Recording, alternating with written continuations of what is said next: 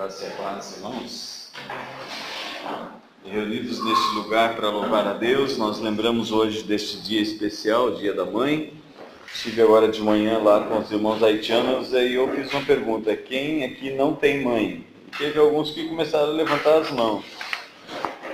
Eu fiquei um pouco assustado. Aí eu falei: quem aqui nasceu sozinho, sem uma mãe? Aí eles entenderam, hein? Timidamente começaram a baixar as mãos. Eu falei: quem aqui não tem mãe? Levante a mão. Ninguém levantou. Todos nós temos uma mãe. Jesus também nasceu de uma mulher, uma grande mulher da tribo de Judá, casada com José. Mas eu não quero falar de Maria especificamente, mas eu gostaria de falar de uma antecedente dela.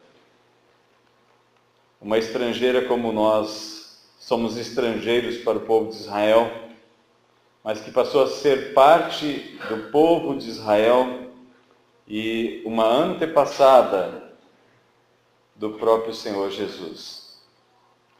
Eu não vou falar de Raabe, que morava em Jericó, uma moabita chamada Ruth, que integrou o povo de Israel. Foi uma mulher cheia do Senhor, provada e aprovada. O título da mensagem que eu gostaria de compartilhar com as mamães aqui, e também conosco, papais e filhos e filhas, que todos nós somos filhos, é Ruth, uma mulher provada e aprovada. Abra então sua Bíblia no livro de Ruth, no capítulo 1. Nós vamos fazer uma pequena viagem, todo o livro de Ruth. São só 4 capítulos. E como eu vi um pastor pregar não muito tempo atrás, ele leu um livro de 5 capítulos, todo ele na pregação. Ele podia ter fechado a Bíblia e dito amém. Porque por mais que a gente possa falar, nós jamais vamos substituir a palavra de Deus. Amém? Nós apenas vamos tirar algumas porções da palavra de Deus e buscar aprofundamento, conhecimento, alimento para a nossa alma. É mais ou menos como entrar num supermercado. Você olha aquelas gôndolas cheias de alimento. Você faz uma compra para o mês inteiro, mas você não cozinha todos os alimentos num dia.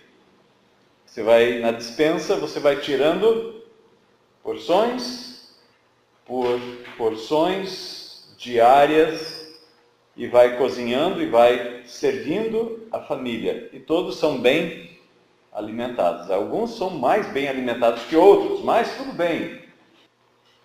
Chega um momento em que a pessoa diz: eu preciso de fato fazer um regime.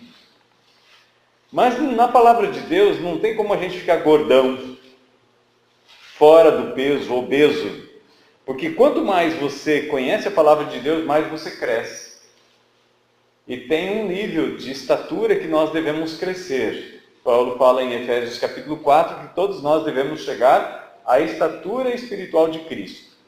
E quando eu olho para Jesus e para a estatura dele, eu me pergunto: quanto eu preciso crescer ainda? Tem o dia da gente se medir, não tem? Eu agora estou diminuindo. Quando eu estava no quartel, eu tinha 1,78. Eu já perdi 2 centímetros, tenho 1,76. Eu não sei se foi o desgaste do solado do pé, de tanto andar para lá e para cá, ou as vértebras, elas acabaram baixando um pouquinho a minha estatura. Mas, enfim, não sei se a fita medida naquela época era diferente da fita de hoje, mas eu achava que eu tinha quase 1,80 m, e isso me deixou um pouco entristecido. Eu queria ser mais alto. Quem de nós não quer ser alto? Talvez a pessoa alta diga assim: não, mas eu não queria ser tão alto. Mas ele, lá no fundo, ele tem um dedinho de orgulho de ser assim, tampinha, baixinho. Não é verdade? Todos nós queremos crescer. E espiritualmente, então, nós podemos crescer, de fato, sem medo de olhar para a balança ou para a altura que podemos alcançar. Ruth, uma mulher provada e aprovada. Quem é Ruth? Ruth é uma descendente de Moabe. Quem é Moabe? Moabe, você tem a história de Moabe começando lá em Gênesis capítulo 19. Ele é filho de uma filha de Ló. Deus resgata a honra daquele povo através de Ruth. O povo de Deus estava passando por um problema muito sério e era o período dos juízes. Esse período dos juízes, a Bíblia diz que cada um fazia o que achava que era certo.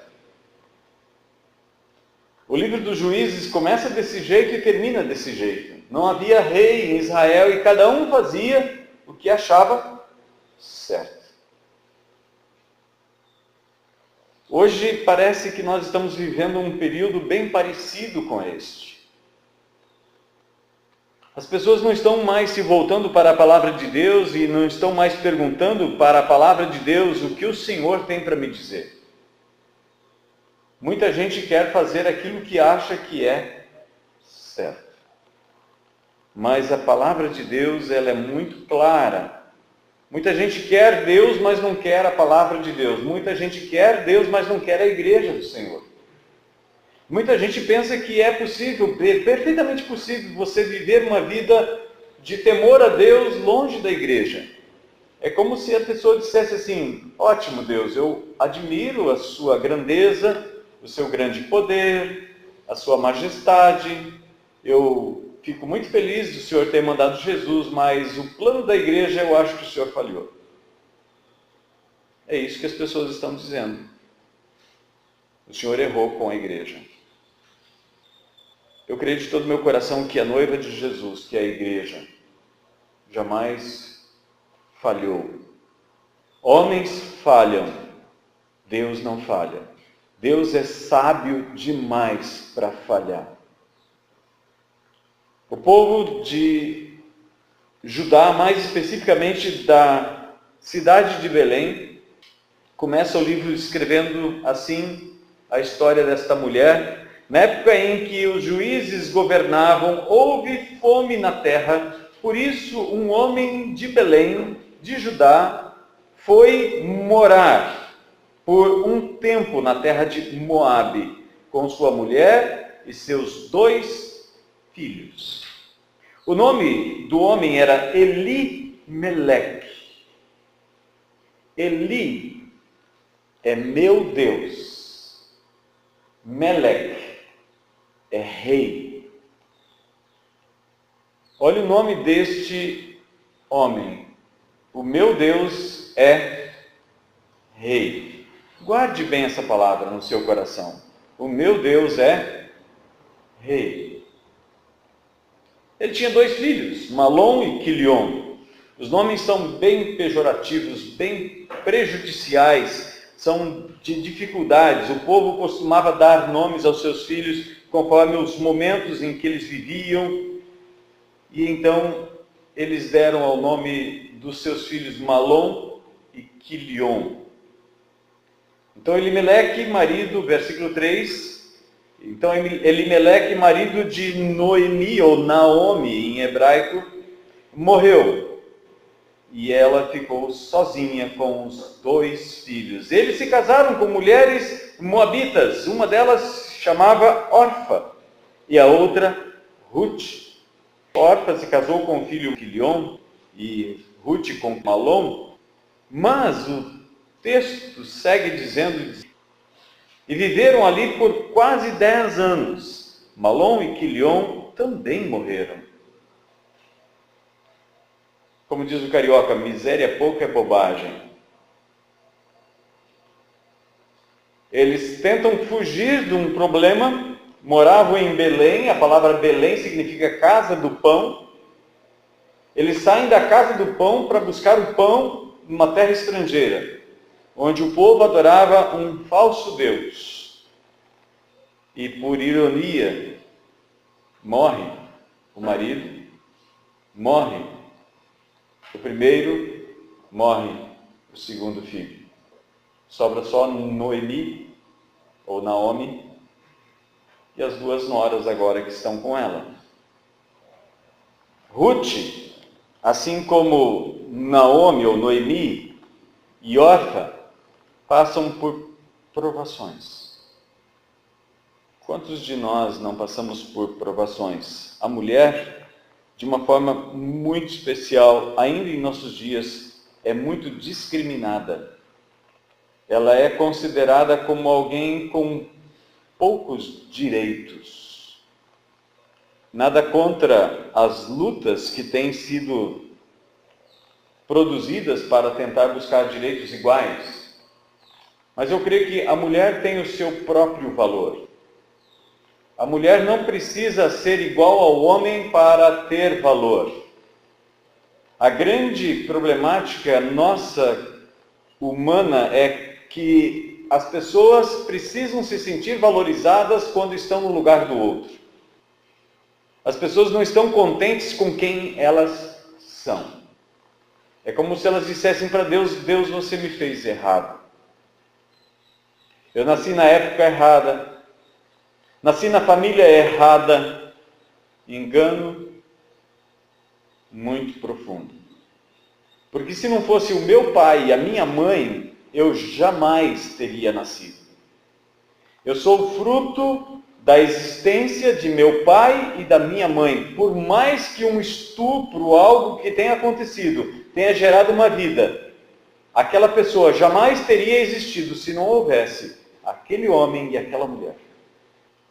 Nós não somos espíritos que estão lá entupindo o celeiro celestial, como que agora aguardando a vez de nascer.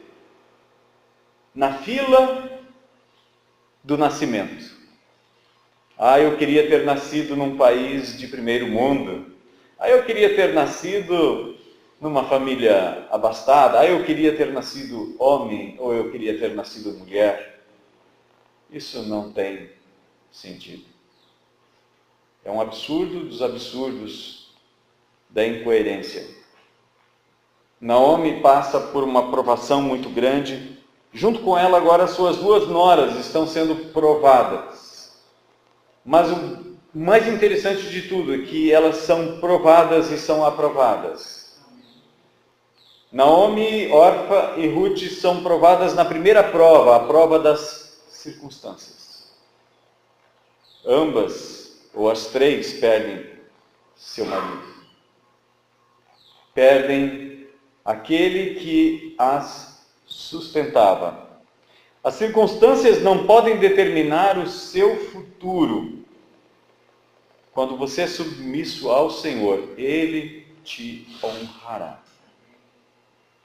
Se nós sairmos daqui com isso em mente, que as circunstâncias não podem determinar o nosso futuro, mas se nós formos submissos ao Senhor, Ele nos honrará. Eu considero que eu pari uma boa mensagem. Sabia que homem também pode parir? Gálatas capítulo 4, versículo 19, Paulo diz para os Gálatas: ó Gálatas insensatos, por quem de novo eu sofro as dores de parto, até Cristo ser formado em vós. Então o homem também pare. Amém? Provados pelas circunstâncias. Tanto Noemi quanto Orfa, e assim como Ruth, são provadas pela circunstância. Elas não se desesperam, mas elas continuam lutando. A segunda prova que Noemi, Ruth e órfã passam é a prova da fé. De repente, lá no país onde eles todos, a família toda foi buscar socorro, o pão para o alimento, encontraram dificuldades, morte, perdas. A terra que eles tinham em Belém agora estava empenhada. Porque a terra eles não podiam vender, eles vendiam, mas a terra retornava para a família. Essa era a lei de Deus. Mesmo no tempo dos juízes, eles deviam cumprir a lei civil. Mas aquela terra vendida por Elimeleque para conseguir fundos para uma empresa que talvez ele estivesse montando num país estrangeiro, agora não pertencia mais a eles, até que chegasse o tempo em que a terra voltava aos seus donos originais, que era o jubileu. A terra podia ser vendida, mas ela voltava ao dono. Por exemplo, a cada 49 anos, o 50º ano era considerado como o ano do jubileu. Então, se eu tivesse uma propriedade, uma casa, eu poderia vender essa casa, mas depois de 49 anos ela voltava a ser minha de novo. Então, se eu vendesse uma terra, faltando apenas 25 anos para o jubileu, se aquela terra tivesse um valor de 100 mil reais, por exemplo, provavelmente eu não conseguiria 100 mil reais por ela, mas sim 50, 45. Porque metade do tempo de uso para aquela terra já tinha sido escoado na ampulheta do tempo. O tempo já tinha passado. E mais 25 anos, aquela terra tinha que voltar para aquela família. Essa é a lei de Deus. Quando Deus diz que Ele mesmo vai trazer o seu povo de volta para a sua terra, o que Deus está dizendo, aquela terra que era de vocês, ela vai voltar a ser de vocês de novo, porque eu fiz uma aliança com vocês. Eu dei essa terra para vocês. E aquilo que Deus dá, ninguém tira. Amém? Agora, Naomi ouve falar na terra de Moabe, uma terra que trouxe tanta dor e tanta dificuldade para elas, que tinha pão na casa do pão. Que Deus voltou a abençoar o povo de Israel e que agora tinha pão de novo. Eu não sei que circunstâncias levou eles a sair de lá, porque naquele período dos juízes havia muita invasão de outros povos que entravam ali, os amalequitas, por exemplo, era um desses. Eles invadiam a terra, como não havia um rei, o povo estava dividido. Deus era obrigado a levantar alguns juízes que libertavam o povo, e um deles, você se lembra, era um grande guerreiro chamado Sansão, Jefté, Jair e tantos outros, que se levantavam com o exército, afugentavam o inimigo que estava explorando eles. Talvez no período em que Elimeleque saiu dali, a região de Belém foi devastada por alguém que levou tudo o que eles tinham. Agora, eles querem voltar para a terra. Noemi é provada pela fé, da confiança de que Deus vai suprir as necessidades dela na terra do seu país. Porque Deus havia feito uma lei que a viúva deveria receber da parte do povo sustento e amparo, especialmente dos seus parentes.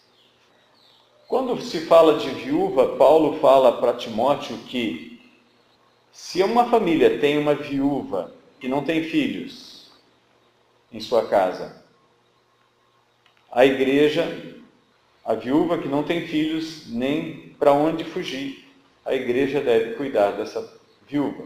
Mas se aquela viúva tem parentes, aqueles parentes devem sustentar a viúva.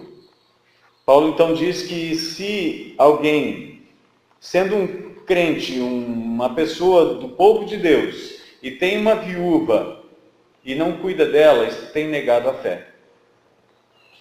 Então era algo de fato que tanto no Antigo Testamento quanto no Novo Testamento havia um cuidado muito grande. Tiago chega ao ponto de dizer, no capítulo 1, no versículo 27, que a religião verdadeira, sem mácula, sem ruga, sem manchas, é essa: ajudar as viúvas e os órfãos nas suas necessidades e a si mesmo se guardar incontaminado com o mundo. Hoje as viúvas têm um amparo legal de apoio. Aliás, tem muitos filhos e alguns até marmanjos com 40, 50 anos que estão apoiados na sua vovó, no seu vovô, porque eles não querem trabalhar, mas a vovó recebe pensão e aposentadoria, e isso sustenta muitas casas. Eu tenho visto isso constantemente. A viúva hoje tem um amparo muito grande. Não era assim naquela época, mas havia uma preocupação da parte de Deus para a viúva. Quando Jesus está passando por uma cidade chamada Naim, de repente ele vê um cortejo fúnebre, e ele vê a viúva agora com seu único filho dentro daquele lugar de morte, indo para uma despedida final, e agora ela estaria desamparada, necessitada de ajuda, de esmolas de outras pessoas. Mas nós podemos falar de uma outra viúva, uma viúva que é de uma tribo que foi totalmente dizimada, afastada, espalhada pelo mundo, chamada Azer, uma mulher chamada Ana, que quando Maria e José vão levar Jesus para Belém, para Jerusalém, e vão de Belém a Jerusalém ofertar ao Senhor a purificação 40 dias depois que Jesus nasceu. Uma mulher viúva de nome Ana, que tinha mais de 80 anos, estava ali, dia e noite, orando e louvando. Que casou, ficou 7 anos casada e não teve filhos. Então ela buscou o Senhor. E ela profetizava. A Bíblia chama ela de profetisa. Uma profetisa. Ela estava em constante comunhão com Deus. Em constante comunhão com Deus. Mas junto com Noemi, agora tem 2 outras viúvas. E como diz o carioca, miséria pouca é bobagem. Ela precisava de ajuda. E como é que ela ia sustentar as outras 2 viúvas que estavam na sua casa? As viúvas precisavam vestir uma roupa especial. Isso era a cultura da época e talvez até os dias de hoje, em alguns lugares no Oriente, isso acontece. Por exemplo, quando Judá, o filho dele morre porque era um menino que não era muito bacana, não era uma boa praça. A nora dele se veste de roupa de luto.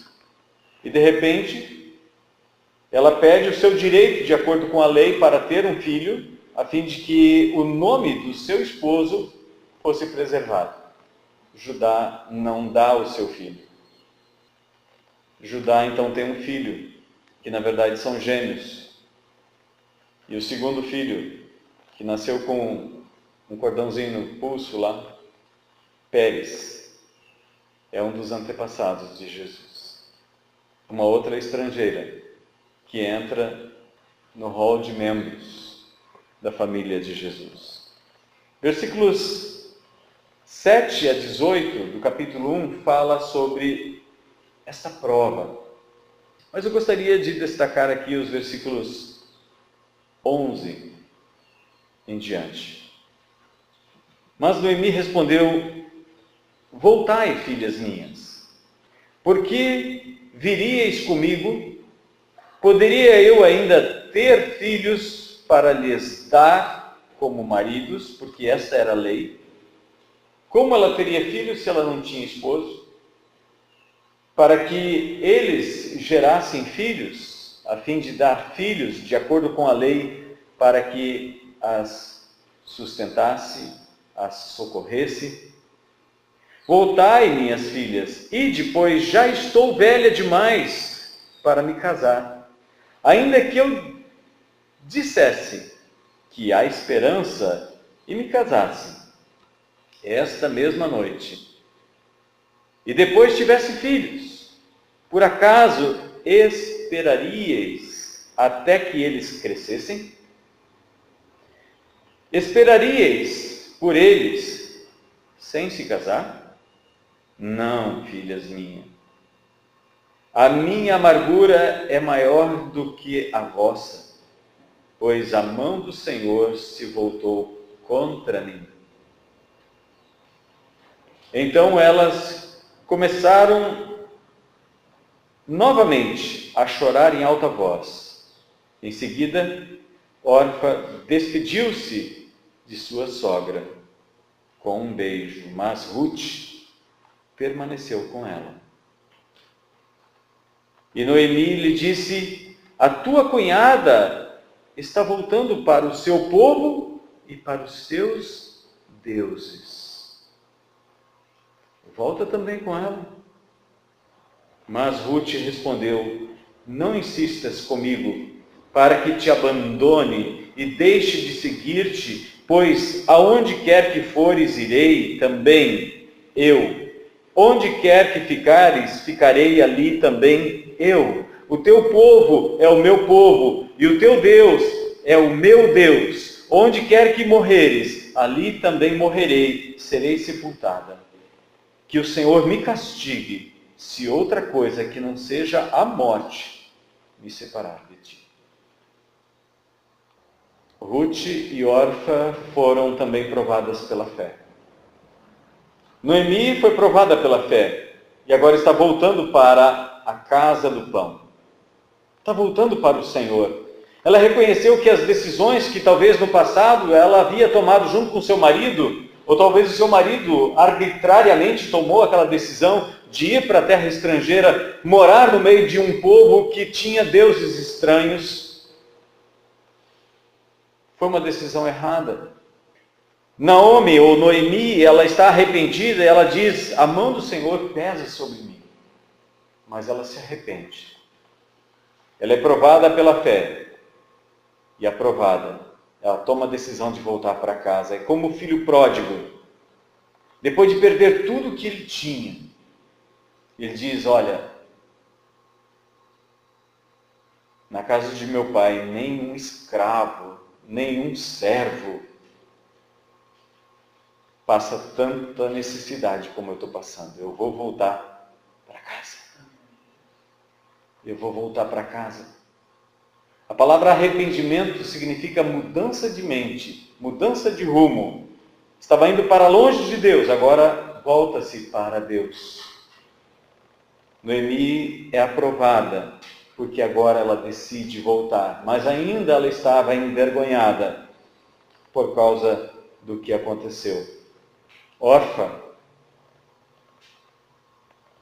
é reprovada.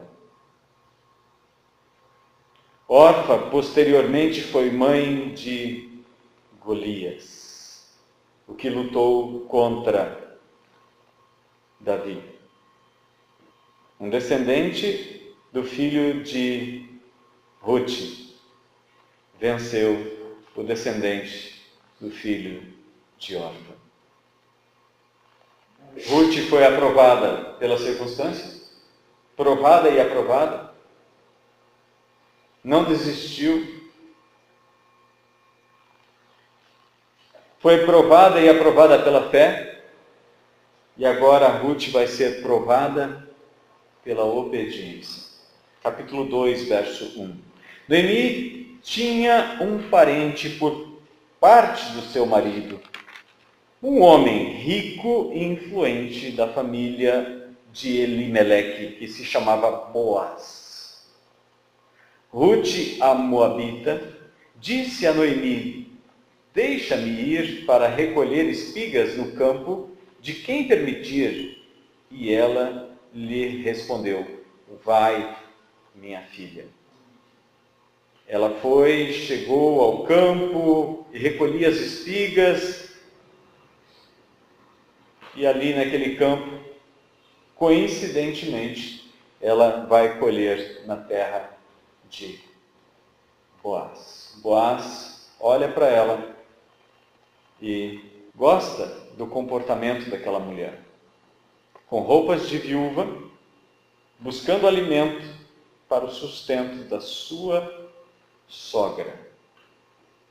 Ela se tornou como um filho que está buscando pela lei todo o sustento para dentro da sua casa. Capítulo 3, verso 1 a 5, diz assim: depois dessas coisas, sua sogra Noemi lhe disse: minha filha, vou procurar para ti um lar seguro que te traga felicidade. Boaz, a quem servem as moças com quem estiveste, é nosso parente. Hoje à noite ele estará limpando a cevada na eira. Agora lava-te, perfuma-te, veste tua melhor roupa e desce para a eira. Mas não permitas que ele te veja até que tenha acabado de comer e beber. E quando for dormir, observa o lugar em que ele se deitar. Depois entrarás, descobrirás os pés dele e te deitarás. Ele te dirá o que deves fazer. Respondeu-lhe Rute: farei tudo o que estás me dizendo. Rute foi provada pela obediência e foi aprovada.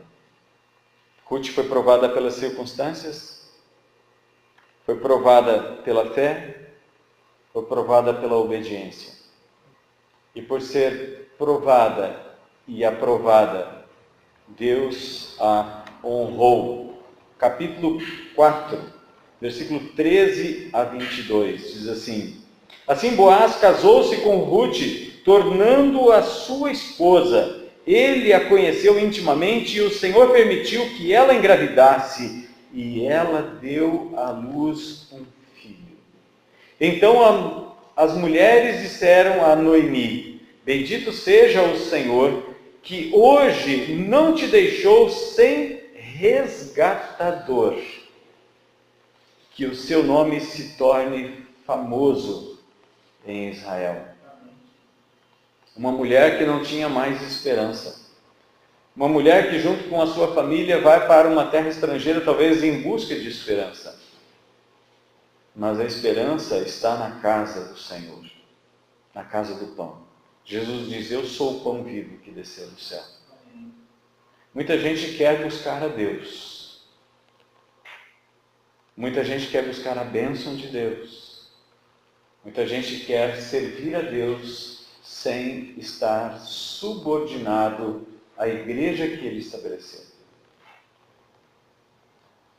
Mas somente quando voltam à casa do Senhor é que Deus as honra.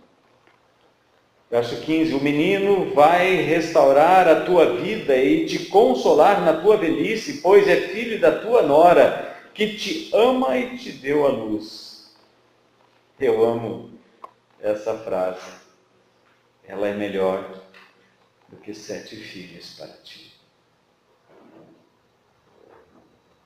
Uma filha, uma nora, que é melhor do que 7 filhos. E Noemi pegou o menino, colocou-o no colo e passou a cuidar dele. E as vizinhas lhes deram um nome, dizendo a Noemi: nasceu um filho, e chamarás ao menino Obed. Este é o pai de Jessé, pai de Davi. É pouco? Quando Deus faz uma obra, Ele faz uma obra num coração provado e aprovado. E o fim é melhor do que o começo. O filho de Davi, Salomão, nos ensina isso. O fim das coisas é melhor do que o começo. Amém? As circunstâncias não podem determinar o seu futuro. Quando você é submisso ao Senhor, Ele te honrará. Alguns anos atrás, eu tive um convite para ir na Câmara dos Vereadores e ver um colega pastor receber honrarias da Câmara Municipal. Eu olhei toda aquela honra, aquelas palavras bonitas, ditas apenas por dizer. Uma espécie de uma placa foi dada ao pastor. Ele deu uma Bíblia ao presidente da Câmara dos Vereadores. E então todo mundo tirou foto e ficou naquele momento de bajulação, de honrarias. Eu fiquei olhando aquilo tudo e fiquei orando. Eu falei, Senhor, meu coração não quer isso, não. Eu fui cumprimentar ele na saída. Eu falei assim, olha, pastor, meu desejo para você é que você chegue lá na presença do Rei da Glória e ele te diga, bem, servo bom e fiel, você foi fiel sobre o pouco, sobre o muito te colocarei. Lembra o nome do pai daqueles meninos que saiu da terra, da sua casa, a casa do pão de Judá? Eli Melech. Meu Deus é rei. Pois bem, os filhos dele não deram uma geração para a sua linhagem, mas Boaz deu um filho cujo nome é Obed, pai de Jessé, pai do rei Davi. Aquilo que ele estava buscando, ele não conseguiu. Mas quando eles voltaram para a casa do pai, para a terra prometida, Deus honrou eles. E mais do que isso, da casa de Davi, Deus prometeu que o seu filho nasceria. E ele nasceu. E a gente pode dizer, hoje ele está sentado à direita de Deus Pai Todo-Poderoso. E a gente pode dizer de todo o coração, o meu Deus é Rei. Amém? Que cada mulher, que cada mãe que está aqui, possa desejar que os seus filhos sejam a herança do Senhor. Entregue eles ao Senhor. Confie eles ao Senhor. Não retenha. Não retenha. Lembra de Ana? Não tinha filhos. Mas ela fez uma promessa a Deus. Se o Senhor me der um filho, eu te devolvo. Isso é coragem. Carregado de fé e de esperança. Somente depois dela devolver Samuel, Deus abençoou o seu ventre. Ela teve mais 5 filhos. Vamos confiar ao Senhor a vida que pertence a Ele. Amém? Coloque-se de pé, eu quero orar com vocês. Quero orar por cada mãe que está aqui. Pai, nós te agradecemos porque hoje nós aprendemos a lição da vida de Noemi e de Ruth, que foram provadas e foram aprovadas, Senhor, e o Senhor as honrou com uma descendência que sentou no trono, mesmo num tempo onde não havia um rei sobre Israel. O Senhor levantou Davi para se assentar no trono e assim governar.